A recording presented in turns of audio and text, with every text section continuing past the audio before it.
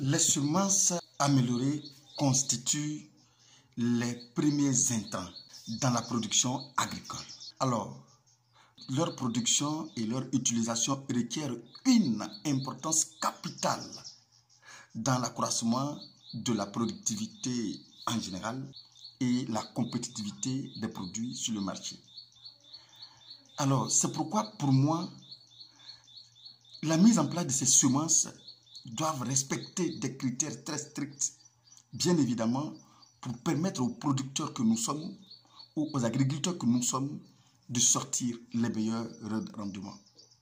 Parce qu'on ne peut parler de rentabilité si la base est faussée.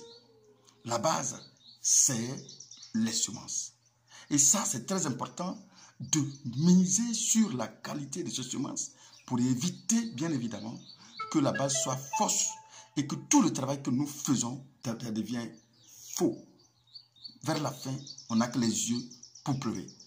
Je le dis parce que tout simplement, on voit de plus en plus des semences de très mauvaise qualité sur le marché. Et du coup, on ne sait comment ces semences sont intégrées sur le marché parce qu'on a du mal à comprendre, malgré toutes les commodités, les conditions de culture que nous mettons en place.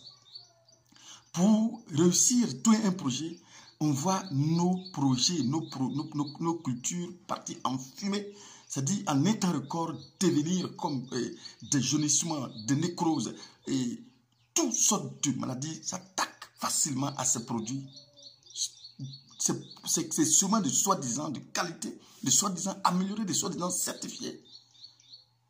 Ah mais écoutez, vers la fin, on commence à en avoir marre de mettre de l'argent dans des semences, aller semer et mettre toutes les conditions nécessaires.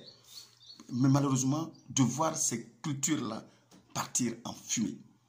Je parle des semences de gombo.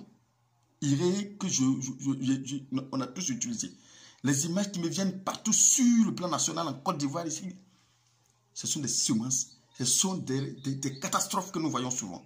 Certains même abandonnent carrément la production. Aujourd'hui, quand les gens me demandent quelle culture je veux faire, je n'ai même pas j'ai plus le courage de leur conseiller de faire le gombo, parce que le gombo qui était facile à effectuer avant, avec les semences que on semait et on sortait des résultats haut les mains, aujourd'hui, on a du mal à conseiller ça aux différents promoteurs qui veulent se lancer dans le gombo.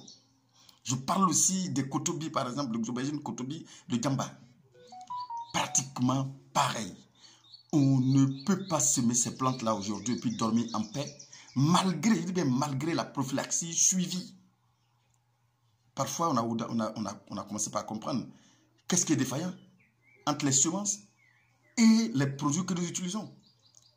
Alors, on a même dû faire des formations sur l'utilisation de ces produits pour éviter d'intoxiquer les plants. Pourquoi on dit que non, et c'est parce que vous avez intoxiqué les plants. Mais malgré ça, ça ne donne aucun résultat. Les mêmes problèmes viennent toujours. Face à tout cela, il fallait trouver d'autres solutions.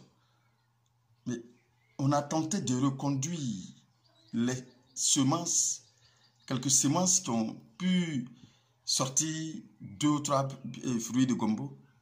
Et quand on le reconduit, en réalité, on court moins de difficultés que les semences disant améliorées.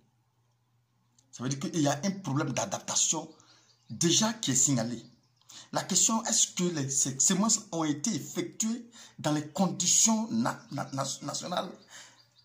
Ça, c'est la question. Est-ce qu'on respecte on a respecté un temps soit peu les conditions nationales, les conditions climatiques de nos différents pays avant de concocter ces semences-là?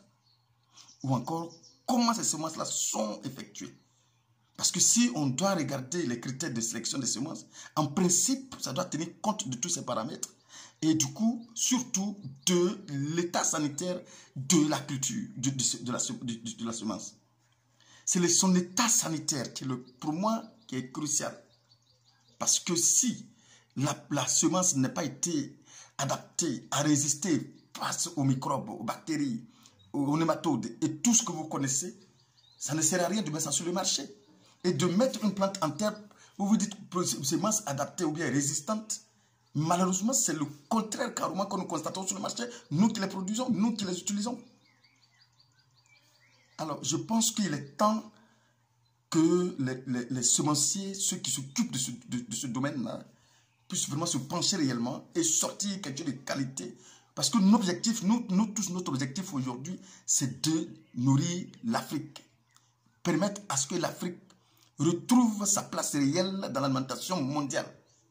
Voici l'objectif qu'on s'est fixé.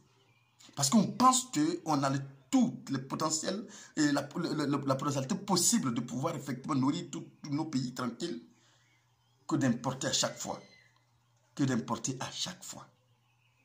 Ces derniers temps, il faut qu'on commence maintenant par crier nos ras-le-bol, d'aller acheter des semences qu'on vient, on les sème et on ne sort aucun résultat.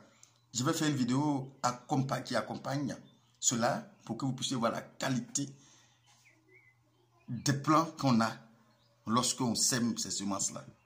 J'ai acheté des irés, gombo iré, pareil, kirikou, même chose. Alors, mais écoutez, vers la fin, vous nous proposez quoi comme semence? Alors, on nous dit de suivre une prophylaxie. En même temps, on vous dit suivez telle prophylaxie. On nous dit aussi attention à ne pas intoxiquer les plants.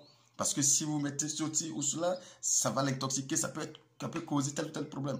On fait une formation juste pour pouvoir avoir les compétences nécessaires pour pouvoir gérer correctement une plante. Mais zéro pointé, aucun résultat ne suit. Toujours les mêmes problèmes. Alors, on compare les semences locales aux semences locales d'aubergines, semences locales de piment, semences locales de gombo. Toutes les semences locales, tu les sèmes, ça se produit haut les mains. Est-ce parce que ces semences-là sont adaptées à nos climats? Ou encore, est-ce que les semences qu'on nous propose ici en Côte d'Ivoire sont les semences importées qui sont emballées seulement ici et sans tenir compte des conditions climatiques et tous les aspects qui ici accompagnent? Est-ce que c'est le cas? Si c'est le cas, dites-nous pour qu'on puisse prendre nos précautions. Si c'est nous-mêmes qui allons fabriquer nos propres semences, on va le faire et puis sortir le résultat que ça peut sortir. Parce qu'on n'a pas nous proposer des semences soi-disant de haute qualité et bien de haut rendement à haut rendement et puis on va sortir zéro rendement. Il faut que vous nous disiez toute la vérité pour que on puisse prendre les précautions nécessaires pour créer nos propres semences. C'est plus et mieux. Parce que ça coûte cher vos semences. Ça coûte cher les semences que nous achetons pour ne sortir aucun résultat. Pour ne sortir aucun résultat. Parce qu'à un moment donné, j'ai eu peur des images qu'on m'envoie.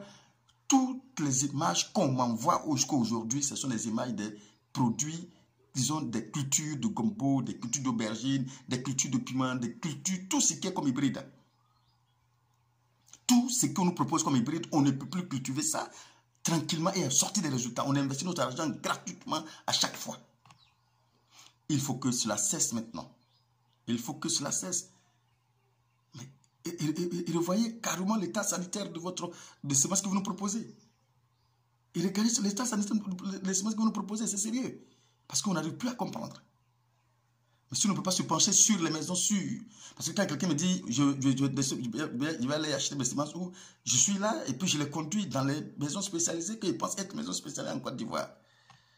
Et moi-même, je vais acheter, les mêmes problèmes m'arrivent à chaque fois. Tu mets du gombo aujourd'hui en place, tu ne peux plus dormir. Alors il est temps maintenant de vous interpeller et de dire que les semences que vous nous proposez, vous avez une part de responsabilité dedans parce qu'effectivement, nous, on a fait une comparaison. Moi, personnellement, j'ai fait une comparaison entre les semences hybrides que j'achète et les semences locales. Et il y a une différence. Les semences locales sont 1000 fois plus résistantes que les semences hybrides que vous nous proposez. Et ça nous fait perdre de l'argent. Ça, il faut que je le dise. Ça nous fait perdre beaucoup d'argent. Du temps et de l'argent. À bientôt pour une autre vidéo.